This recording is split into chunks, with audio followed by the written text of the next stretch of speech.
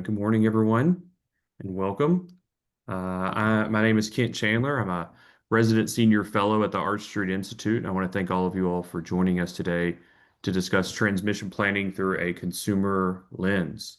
I'm joined by my co-moderator, Jenny Chen, who's a principal at Regrid, and our esteemed panelists. Our panelists are Chris Parker from the Utah Division of Public Utilities, Greg Polis from the Consumer Advocates of PJM States, and Susan Bruce, counsel at McNeese, Wallace, and Nurek. I'm going to first give a quick background of each of our panelists, and then we're going to do some background and context for today's conversation before hearing from our panelists.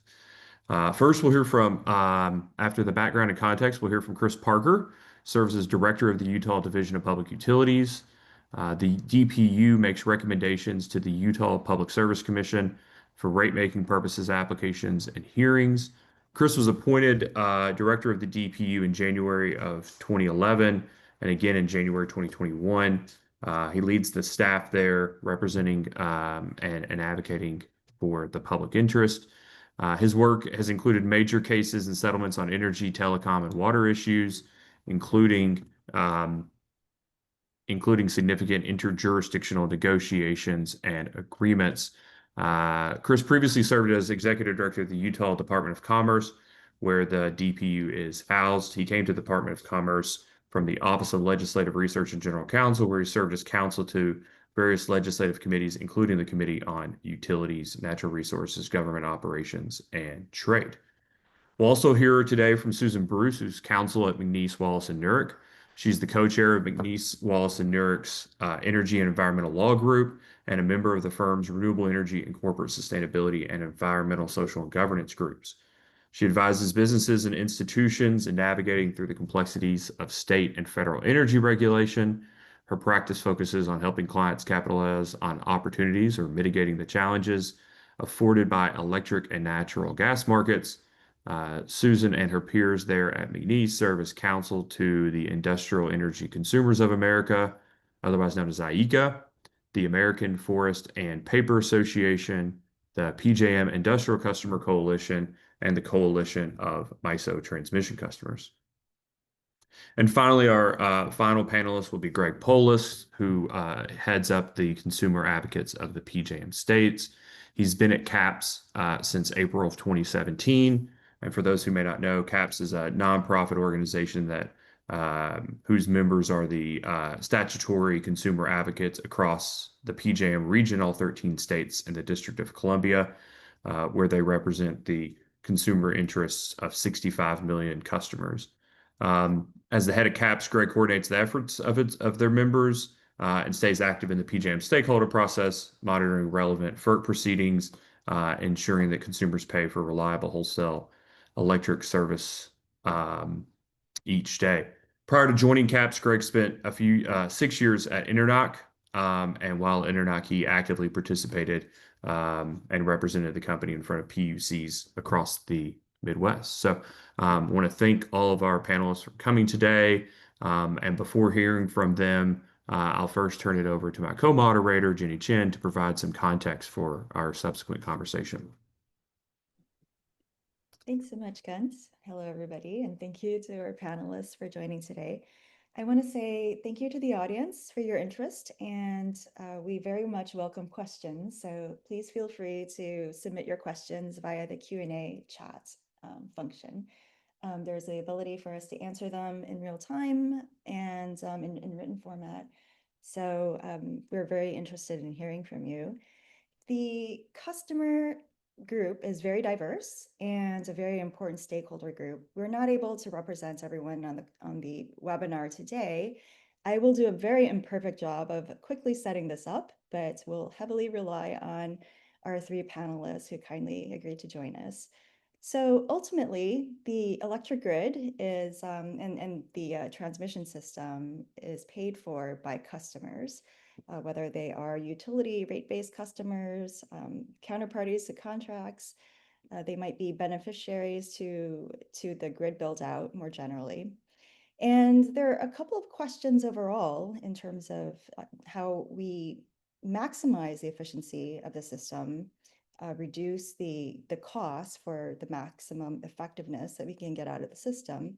But there's also the question of who is paying for what? What are we building? Who is paying for it?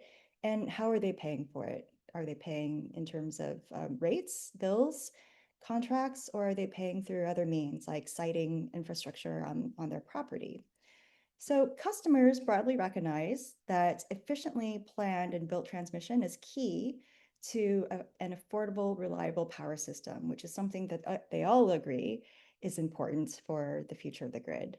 Many of these customers also desire renewable and clean energy resources, but the affordable, reliable power system is something that's very important to all of them. And we've had a number of conversations ever since a few years ago. So our street initiated some customer dialogues along with some of our partner organizations and brought in customers of all types. And there are four areas uh, that are recognized as key to a successful build out of the system. And that was highlighted in a paper from 2022. And these four areas are a holistic regional planning process, fair cost allocation methods, or a fair means of establishing methods for allocating costs across direct users, customer base, and broader beneficiaries.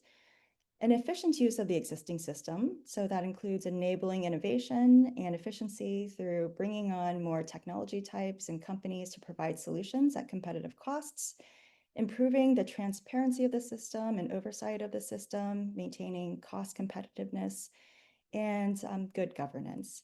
So uh, right now, since the paper from 2022, we've had a number of other customer conversations and convenings. And while many of the themes remain the same, there are some new developments. So demand is growing very quickly, costs are already high, and increases are a significant concern as demand grows. Reliability is a significant concern, and transmission expenditures are expected to rise. So equity concerns are also an increasing component as well amongst the customer base.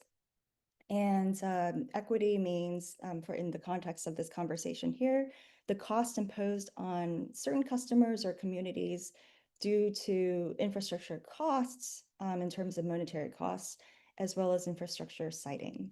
Sometimes this can be due to other state policies, whether it's business development policies or renewable portfolio standards, and some of these costs may not be commensurate with their accrued benefits. Supply chains are another concern. Manufacturing costs are driving up costs and delays, and the need to innovate and enable economic growth.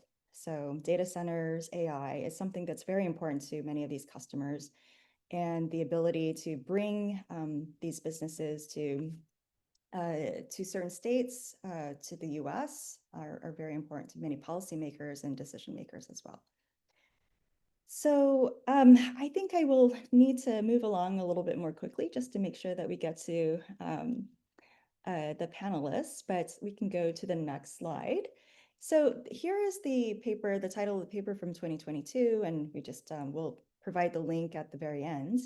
But the four buckets, the four priorities that we talked about are here. And so FERC has done a fair amount of work in improving the planning and cost allocation process. There is also significant reform that can be done on forecasting demand, forecasting supply.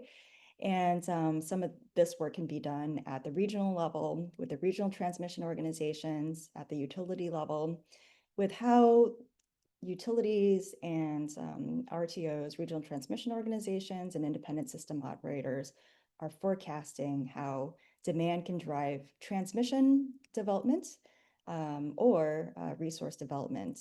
And so some of that can be better sorted out. Cost allocation has been addressed in part through orders 1920 and 1920A. Of course, a lot of these details must be worked out, and that is something that is in progress.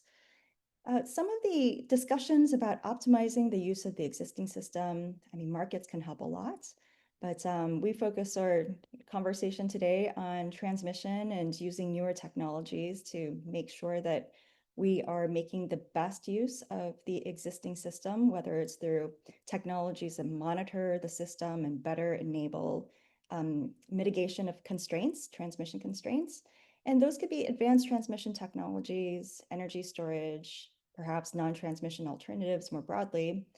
But a lot of the conversation recently has been on advanced transmission technologies, so advanced conductors that could make better use of existing rights of ways, or dynamic line ratings, power flow control devices that could enable transmission to flow more efficiently in the existing system, delivering electricity at lower costs and delaying potential costly upgrades to the transmission as well, the transmission system as well. So the customer groups have talked a little bit about the incentives that could be improved, as well as potential tech by tech mandates that could also be used to incentivize greater uptake of these advanced transmission technologies. Competition is another bucket that is important for ensuring that we bring more entities to the table, whether or not they're technology providers, merchant transmission companies, companies that offer transmission services and build out that are not the incumbent utilities necessarily.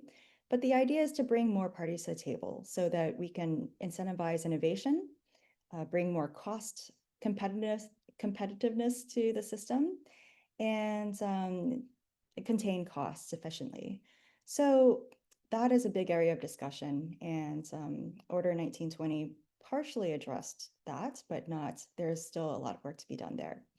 Improving governance and transparency is also very important to this group, and we've talked a lot about independent transmission monitors, potential independent transmission planners, the ability for states to provide more inputs through the regional transmission planning process, and a more thorough review of local transmission projects that are typically built through utility processes that are not reviewed through the regional planning process and not heavily reviewed by state PUCs or by FERC.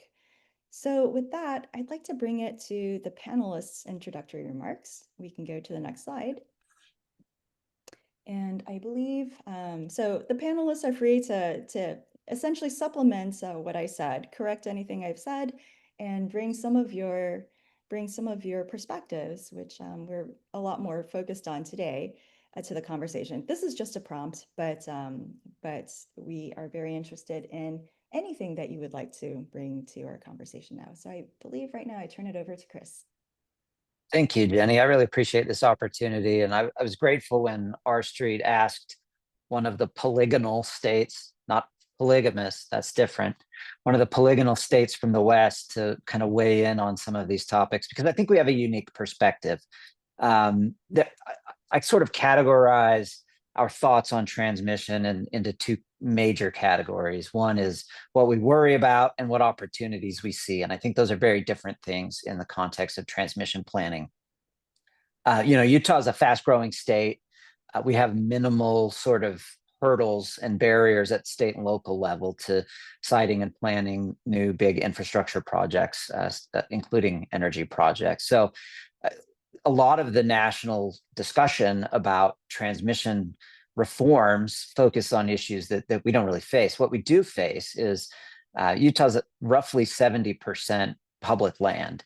And so just about anything you do anywhere in Utah is going to require an EIS or, at a minimum, at least an assessment about whether that's required. So federal permitting processes and some of that bureaucratic sloth that we've experienced has been really our biggest hurdle.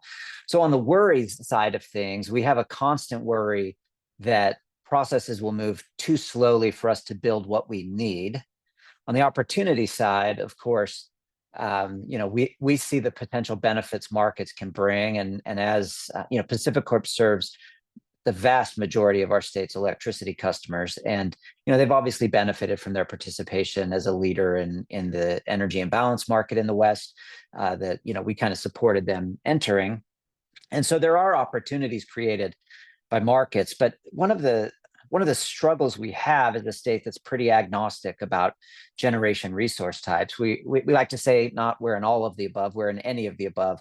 We don't want everything if it costs too much, but we'll take anything that works, right?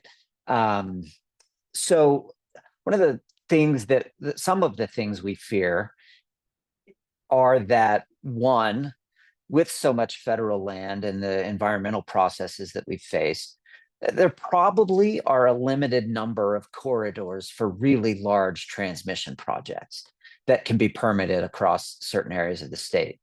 And when we think about those projects, those corridors being taken up by projects that primarily use states like Wyoming and Utah as energy colonies, producing and transmitting to their end users in other states, we worry that as our need expands, that we won't have the opportunity to build what we need, right? That those corridors will be taken up, that there will be increasing pressure against new development through some of those areas. So that's really a big concern. The other concerns we have surround cost allocation, like everybody else. But as states that don't have, policy prescriptions about what can and can't be used, we fear that what's driving the cost of a lot of projects is not going to be properly accounted for in the allocation to customers, and that while we will derive some benefits from these new facilities, will maybe pay disproportionately to those benefits. And I think on a smaller level, we feel like we're already seeing some of that within Pacific Corp's own interjurisdictional allocations between its states, because a lot of their procurement activity in recent years has surrounded satisfying policies on the west side of their system in states like Oregon, Washington, and California. But a lot of those facilities are being built in Wyoming and Utah in large measure. We've got solar and wind facilities, as well as new generation facilities developed pretty heavily through there.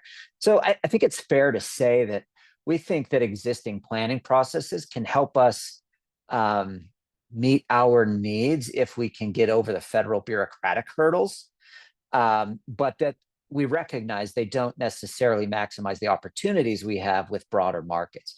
We don't have the same need, I think, as a lot of states with renewable mandates to have so much more transmission to meet our actual need. Of course, we realize it's all interconnected, right? So we're part of that system, and we're going to have to engage in those planning processes, and we're participating in the Northern Grid planning processes surrounding the new orders and complying with them. CREPC, which is the Committee on Regional Electric Power Cooperation out in the West, it has multiple groups right now meeting to work on transmission issues, and more specifically 1920 compliance.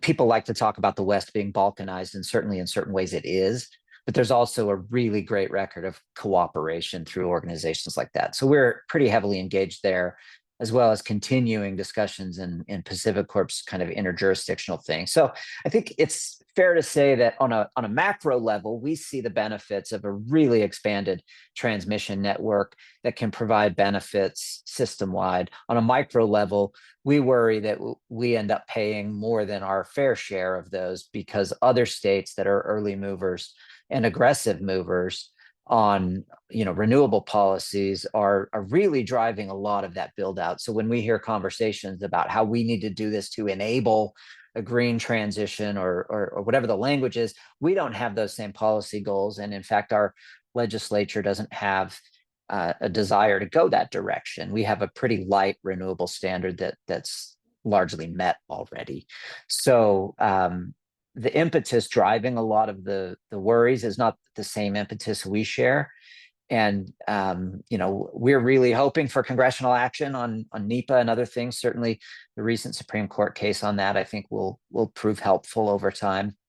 That incidentally involved a railway facility in Utah that's been blocked in various ways by various states. So I don't want to take too much time, but I think it's fair to say with regard to the 1920 process, is one of the primary areas that I'm concerned with is working on cost allocation mechanisms that find some way to value sort of the policy benefits. And it's really, really hard to do. I'm on some of those CREPC collaboratives that I mentioned earlier. And every time I talk to the consultants they use who do the modeling and stuff, we sort of all agree that we ought to do it, and none of us know how to start. So That's kind of our broad concerns, and I welcome questions going forward. Thanks. Thank you so much, Chris. I wish we had a lot more time for you because you provide a lot of valuable perspectives from the trenches. And I think you raised some important points on not only permitting, but also the opportunity cost. So how can we maximize the land, the rights of ways for the best use, not just for the entire system, but to those who are siting the infrastructure as well. And opportunity cost is not something that we really take into account right now. So I think the next person, I believe, is Susan, but let me know if it was supposed to be Greg. Hello, Susan. Thank you. Thank you so much for the invitation to join you today for this important conversation. It's wonderful to sort of have a customer oriented lens and thinking about these topics. And it was really helpful for me to hear from Chris, because my vantage point is largely in the RTO markets. I am based in my market of choice is PJM, but we have members that are throughout the organized markets. And certainly when you look at IECA and AF&PA, they have facilities, throughout the country. I think the themes that have been teed up really resonate for large customers, large energy intensive customers. I think ultimately reliability for energy intensive customers is of utmost priority. They have their own mandates to get product out the door, serve their own customers, support the economy, etc.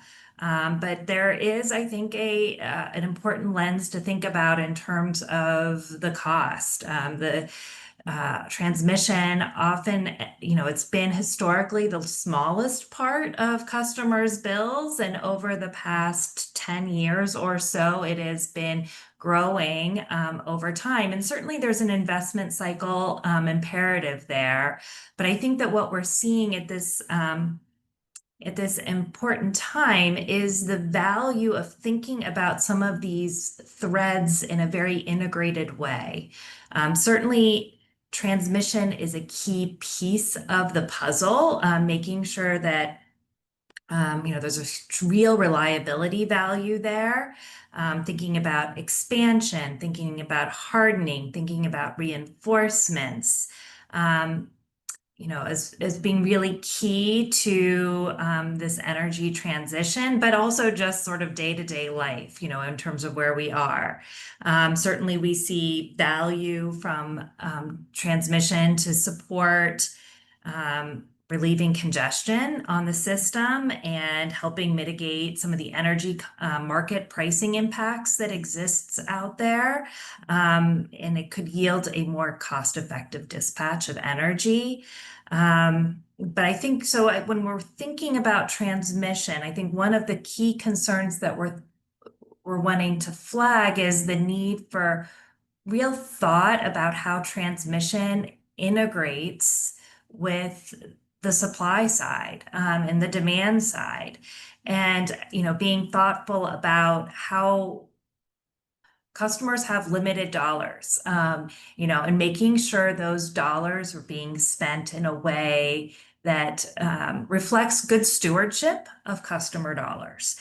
And sometimes it's going to be that transmission is the right solution, but it might be that the different ways of thinking about transmission. And I think, Jenny, you laid out well sort of some of the technology solutions, putting new, for the permitting reasons that have been talked about, given sort of all of the concerns about getting transmission sited, being smart about where transmission is being developed and how it's being developed, I think is really key from an industrial customer perspective. They're always, their dollars are hard fought. And, if a particular part of the country is getting underinvestment, there's consequences for the region as a result. And that might result in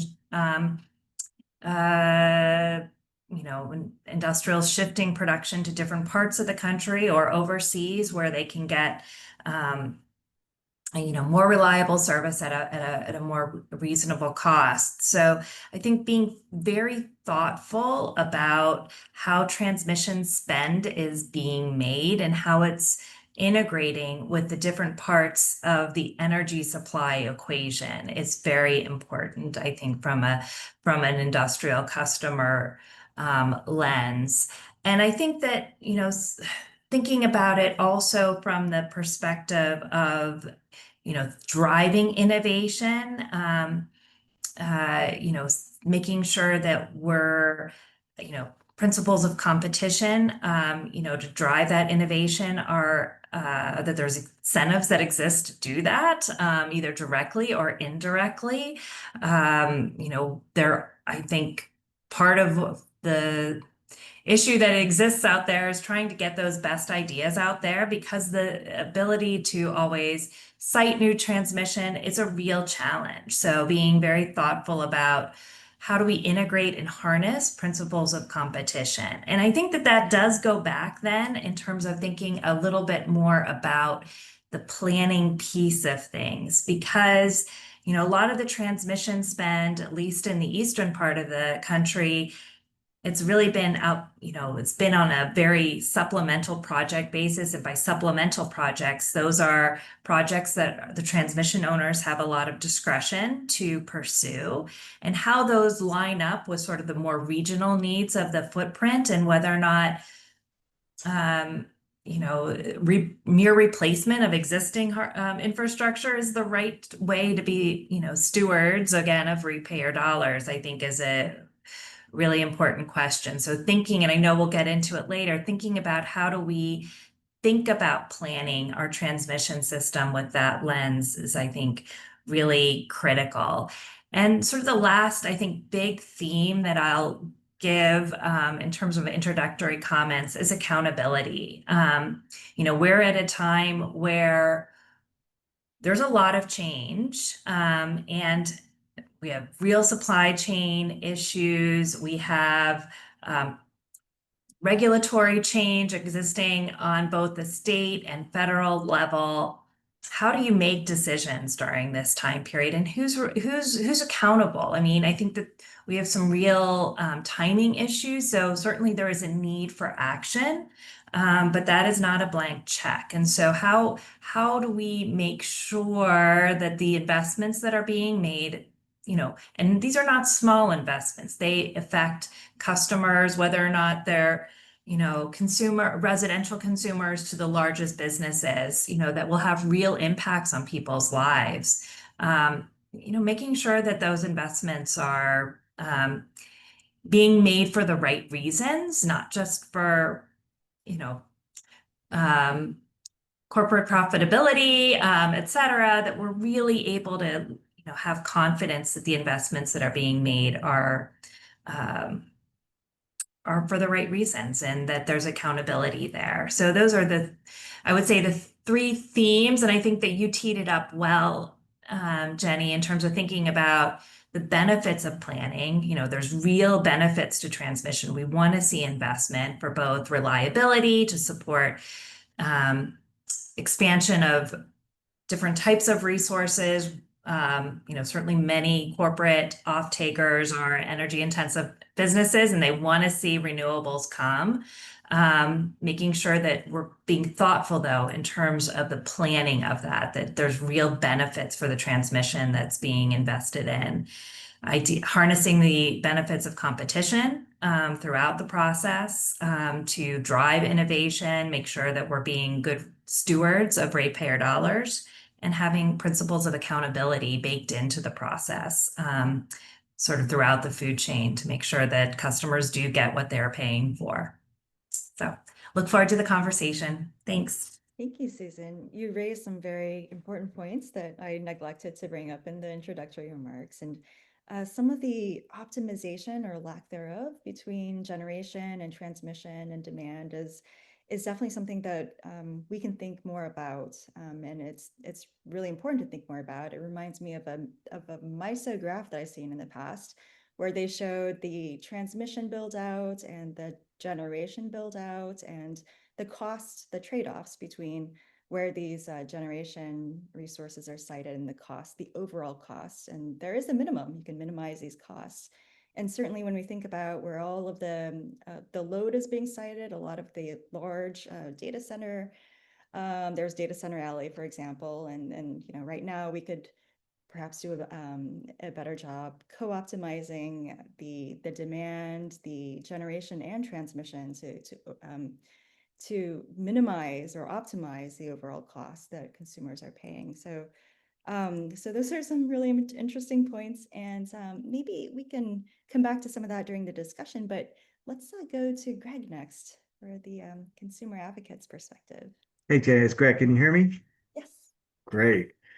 Good morning. Still morning. Appreciate the time and the good discussion. And this certainly is a great concern for the advocates, something we've really been focused on lately. I think, as Susan said, this is a critical time. We talk about a lot of transmission being built, but there is currently a lot of transmission being built. And this is there is a real focus, as Susan said, for the consumer advocates as well on the accountability and having the confidence in the process.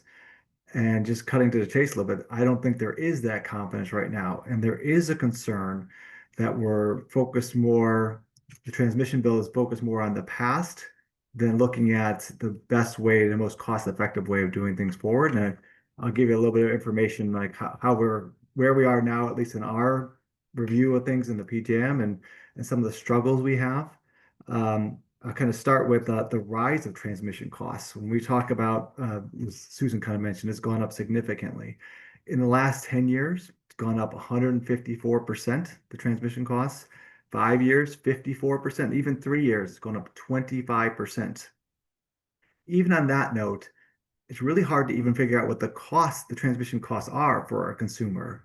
PJM was doing it a certain way for many years, and we realized there was a recognition about a year ago that that way wasn't collecting all the costs. And so now the market monitor does it, and it's based on a bill impact, and that increased the cost by 21% alone.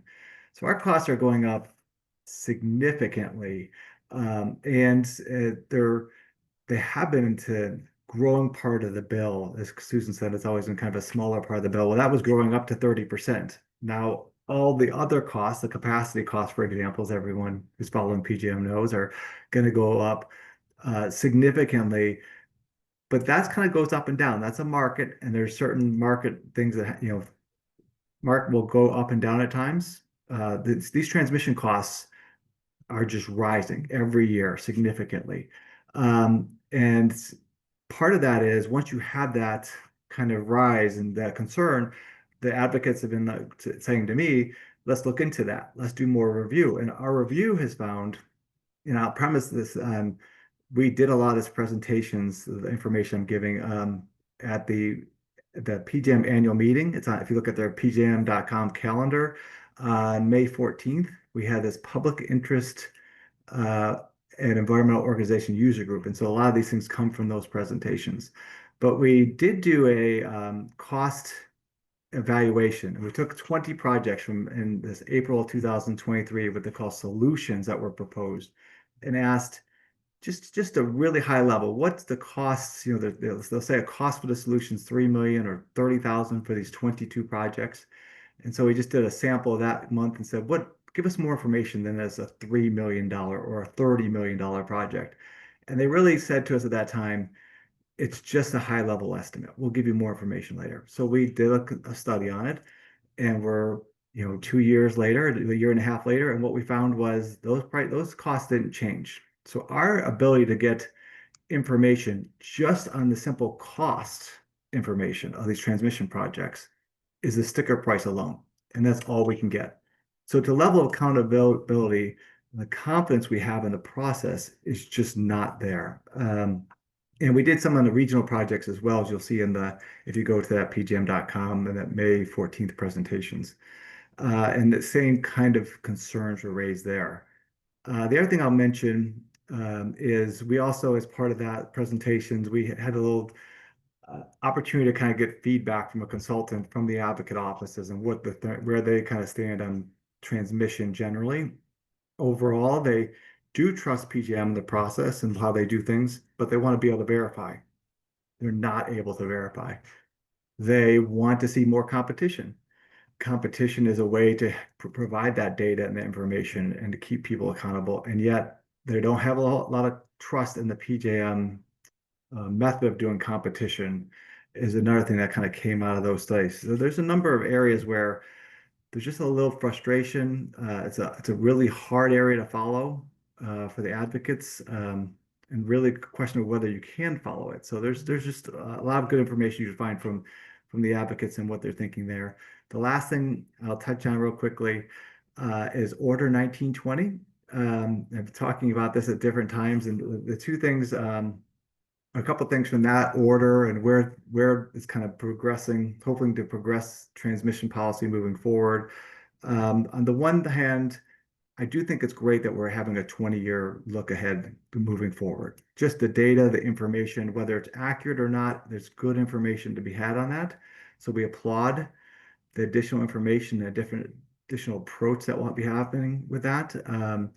There is a frustration with removing some competition with right sizing ROFR that will happen, and also with the grid enhancing technologies. We certainly want to see this grid take the next level. And grid enhancing technology part of that order basically says that the transmission owners must consider grid enhancing technologies, which really isn't the legal standard. And I would say that in supplemental projects in the PJM process currently, the transmission owners must consider my questions, and they do consider them. They respond to them, but they tell me these are pretty non-responsive responses. So to ask in Order 1920 for the transmission owners to consider grid enhancing technologies really doesn't do very much. In fact, I was hoping you would hope that they had always been looking at grid enhancing technologies in a more efficient system. So I'm not sure why the FERC decided that that would be an appropriate level of to get us to move forward on those kind of things. And I'll leave it there. We can have a discussion. Thanks. Thanks, Greg. And you brought up some really important points there too.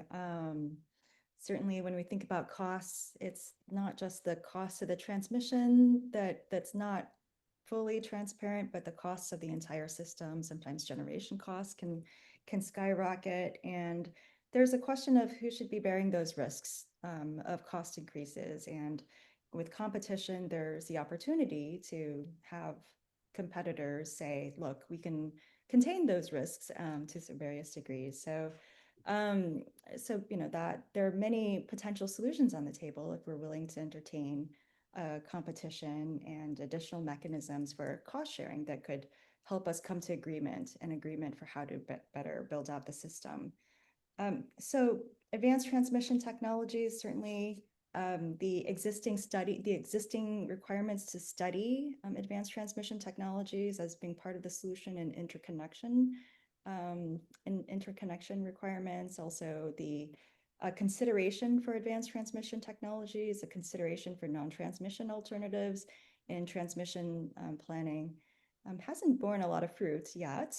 So we'll have to think a little bit about how we can improve the incentives, and if we want to go the mandate route, how to improve that system as well. So right now we're going to go to some moderated Q&A, and Kent and I were going to share, we're going to co-host this. We haven't rehearsed anything at all, so we're going to just free wheel a little bit here. So we have some questions that you could pick and choose from, but given the current context, let's suppose that FERC they've done a great amount of work so far. They may or may not be able to do some heavy lifting in terms of new rulemakings. But what do you see as potential near-term actions that FERC, regional transmission organizations, regional planners, utilities, anybody with the ability to influence, what could they do to help in the near term. And then I think Susan highlighted, and also actually all of you highlighted, some long-term opportunities that are gaps. And so certainly understanding a road, how we can get there. If you were to build out a roadmap, is there a way to get from where we are today with the near-term fixes to some of the more holistic changes that we need to see in order to build an affordable and reliable system? So we can, let's see, I don't know if anyone wants to hop in on that. Greg, thank you for volunteering to go first. Yeah, so I'll jump in there. So I think one of the hardest things from a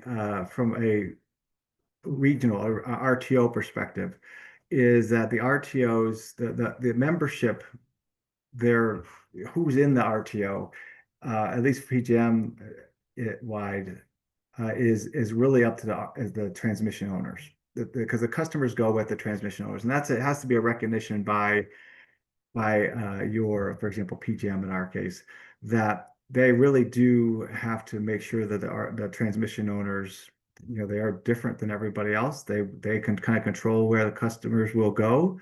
And so I do think that puts a little bit extra burden on them to ensure the satisfaction of the transmission owners. And we've seen that in a number of different ways in the PJM market. So I think in part, one of the ways to do this is to have some independent, truly independent arm looking at these. I've heard other regions looking at this, but having someone looking at these assets, replacements, and doing an evaluation of them. I think so. The independent transmission monitors is one word for it.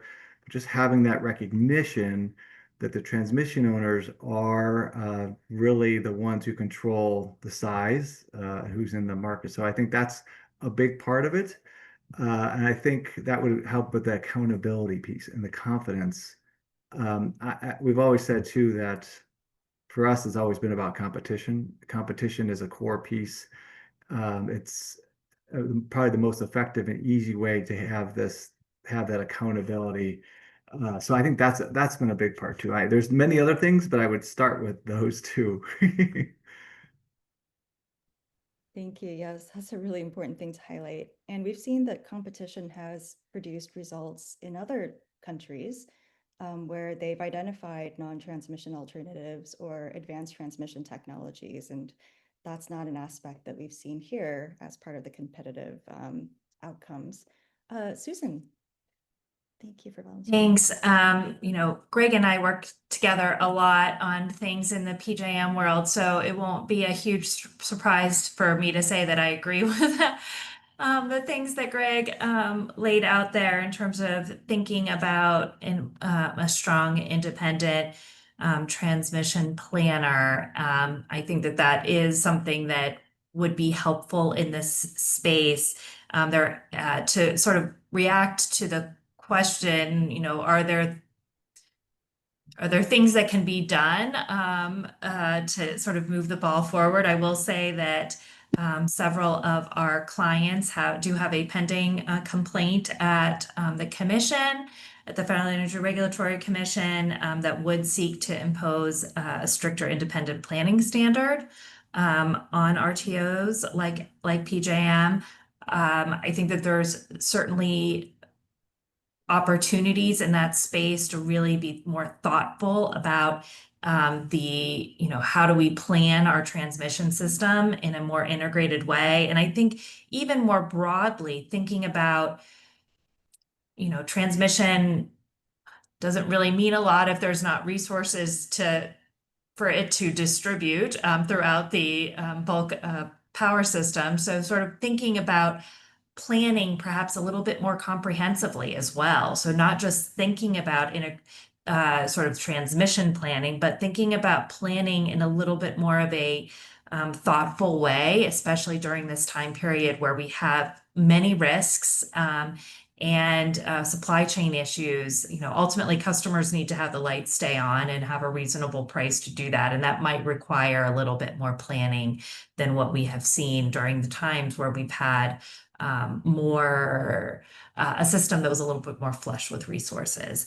Other things that I'd put on the table is, transmission owners do have some pretty generous incentives to support their build out. And I think that can lead to some perverse incentives. We want to see transmission built, but we want to see it being built for the right reason. So some of the things like construction work in progress incentive, as well as abandoned plant incentives that exists, that those can really add up and add to the customer's bills. So being more thoughtful about what incentives transmission owners can earn based on sort of just projects that are out there. So, I think that would be another place for some opportunity to try to be more thoughtful. And I think more generally about transmission rate recovery. It's most transmission owners have formula rates. There's not a lot of opportunities to do prudence challenge. It's very difficult for customers to engage in that process. It's very costly, and it's so, being more thoughtful about how transmission costs are overseen, the oversight in that space, I think is another opportunity for a place for reform. Thank you, Susan. Yes, incentives for transmission owners is just so important. And transmission owners and utilities have a fiduciary duty to do to their shareholders. So that may not be so much in line with the requirements for lease costs to customers, or for reasonable and just costs necessarily. So those incentives and the development of metrics could very much help these this type of incentive reform. And I liked how you highlighted the importance of both planning and competition, because there isn't necessarily a one or the other. They can go hand in hand, and we've seen that work well in some regions for transmission planning, but not necessarily all. Chris, perhaps you'd like to go next? Yeah, and what you just said is an unplanned but great segue to the point I was going to bring up. Out in the West, of course, California has an ISO and nobody else does, right? So we have a couple different planning regions, and then we've got some of the non-jurisdictional entities as well. And I've served since Northern Tier Transmission Group turned into the Northern Grid as the transmission planner for kind of the Northwest region of the U.S. I've served on the Enrolled Parties and States Committee there, and I'm the chair of it right now. And, like in many other places, one of the criticisms of the planning process has been that, utility projects have an easy path through that, and other projects just aren't getting selected and picked up for cost allocation. And there's some really great reasons for that. By great, I don't mean that we love those, but there are reasons why it happens. And one of the things that I've seen on that committee, everyone that I've worked with at Northern Grid, for instance, is fully committed to the idea that, some competitive entry, that non-utility proposals can be made and ought to rise to the top if it can. But of course, the process is engineered in a way that so many of the inputs are, generated at the utility that it becomes something of a circular thing. And so we've seen a slight change, I think, in Northern Grid over the last couple of planning cycles, where some of the proposers who aren't utilities have become a little bit, I think they've gotten better at making proposals. Of course, it's still putting an oddly shaped peg into a utility plan that's built specifically around their own load forecasts and their own topology and all of that. So it's really challenging. But as I've thought about how we make that better, obviously, maybe 1920 helps with that. I don't know. Maybe it's just a new way to try the same stuff. I have no idea how it will play out. But I think facilitating a mechanism at the planning region, at Northern Grid, which is relatively lightly resourced for the sophistication of what they do, but facilitating a resource there that could help proposers navigate the process better and sort of reshape their peg to fit within some of the inputs that are coming to the planning process, I think could be really helpful. I don't know what that looks like. I don't know who those people are or how that shakes out, but it feels very much like, you know, non-utilities are being invited to participate in a process that's very opaque, even though it's not, and no one's trying to keep it that way. Everything's in the attachment K, meetings are open, all of that. But there's still a barrier to entry and playing there that I think is keeping out good projects. Yeah, I'm glad you mentioned that, Chris. I had we mentioned in our internal chat here that I had something I was going to follow up on. It literally is exactly what you said. So this is I've never two segues in a row that are perfect. I wanted to ask all three of you all, and I think I may know your answer, but just we'll start with you to confirm.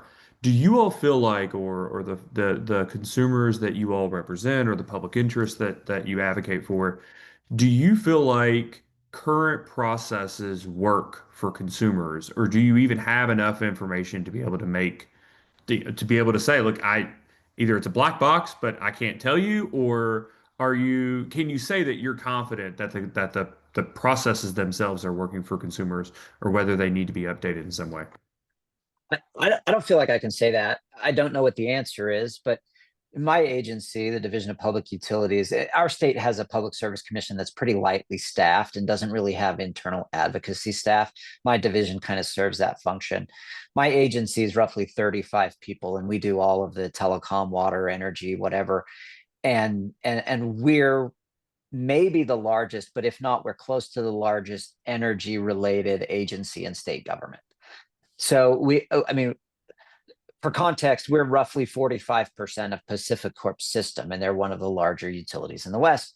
And we have a staff between my agency, the Office of Consumer Services, and the Public Service Commission in this state.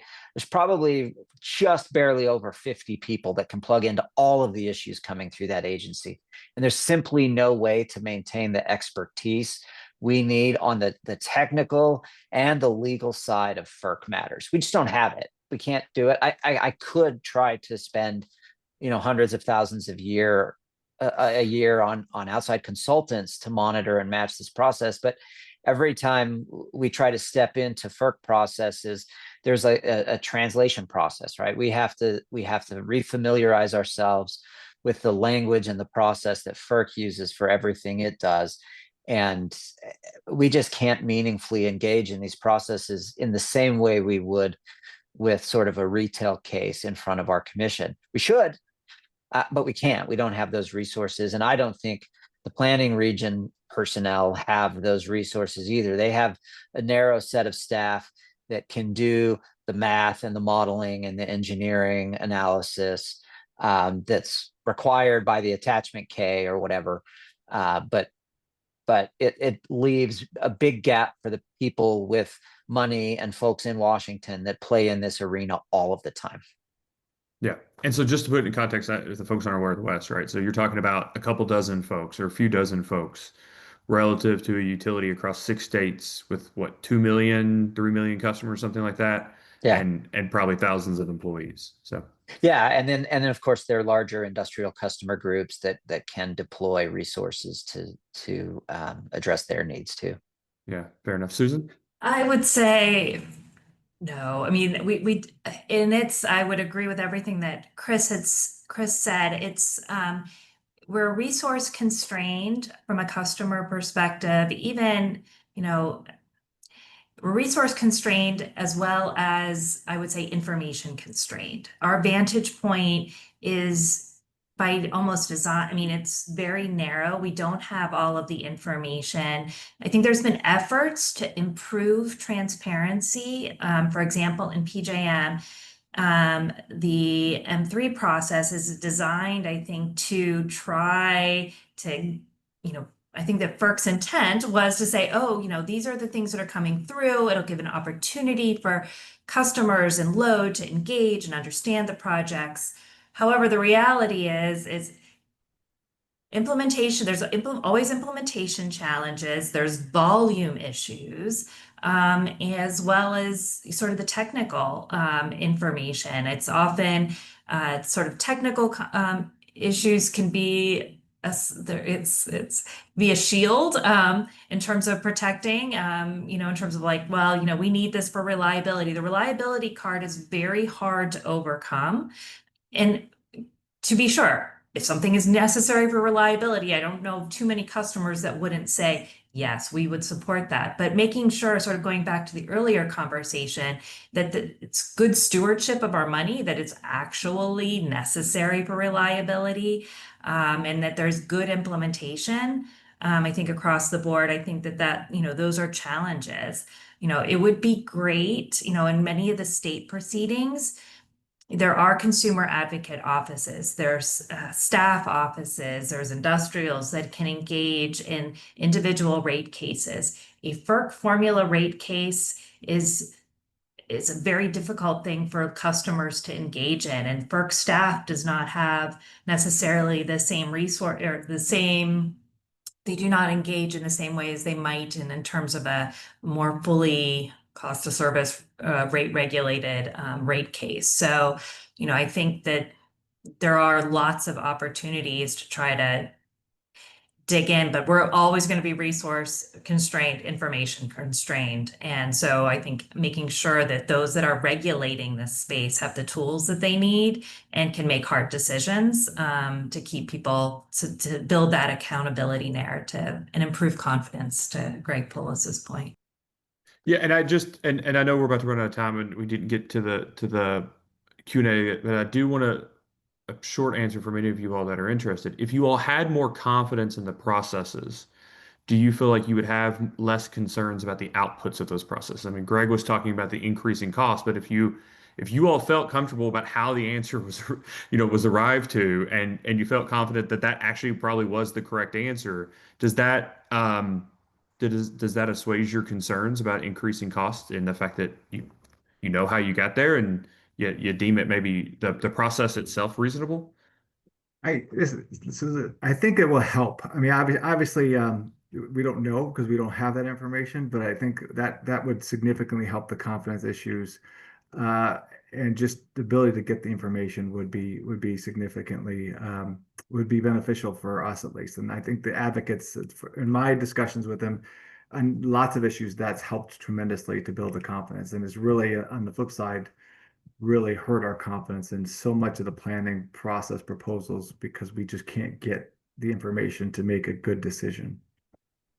Yeah, and I'll agree with that. I mean, the chief aim, I think, of most utility regulation is to create a regulatory structure that properly aligns the incentives to achieve good utility behavior and efficient utility behavior. And so, yes, the answer to your question is yes, to the extent we can create processes that we think are reasonably calculated to do that, it's helpful. I think there's always going to be suspicion and maybe even cynicism if we can't dig too deeply, if we face challenges getting information out of the utility when we ask for it, which we've often faced here. All of those things add up to an atmosphere of distrust that even if you have the right mechanisms in place, will still leave suspicion and worry that we're paying too much or doing the wrong things. But I think what you described, Ken, is literally the job of utility regulation, which is let's try to create mechanisms that put the incentives in the right place. Yeah. Well, thanks, Chris. I tend to agree, and I appreciate that sort of confirmation that would help, but it wouldn't be necessarily in and of itself sufficient. So, thank you all. Thanks to my co-moderator Jenny and our panelists Chris Parker, Susan Bruce, and Greg Poulos. Thank you all very much for the thoughtful conversation. Your all's incredibly helpful perspectives and a lot of great ideas for opportunities to get started. I want to thank everybody for attending today. Just a reminder that the panel was recorded and will be provided on the R Street website. And please join me in also thanking all of our panelists. We really appreciate it. Ready. Thank you all. Thanks. Thank you.